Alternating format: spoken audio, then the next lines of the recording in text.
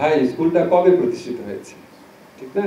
এখন আপনি বলেন, আমরা যেভাবে অপরিকল্পিত নগরায়ন করেছি, এই অপরিকল্পিত নগরায়নে তো কোনো রকম পার্ট আমাদের, কোনো রকম দায় আমাদের এই অন্তর্বর্তীকালীন সরকারের নাই। এটা এর আগে পলিটিক্যাল গভর্নমেন্টগুলো করেছে এবং ঢাকা শহরকে একটা মানে খুবই ঝুঁকিপূর্ণ শহরে পরিণত করা হয়েছে।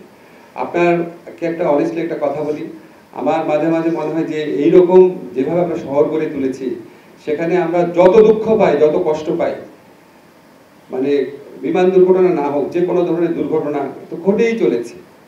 এবং এটা তো একদিনে সিদ্ধান্ত নিয়ে করার কথা না। একটা শহরকে আপনার পুরা নগরায়নের পদ্ধতি চেঞ্জ করে ফেলার তো 5 থেকে 10 বছরের কাজ। পুরা জাতির ঐক্যমত হতে হবে। ওখান থেকে আপনি একটা স্কুল সরাবেন, আরো অনেক স্থাপনা আছে।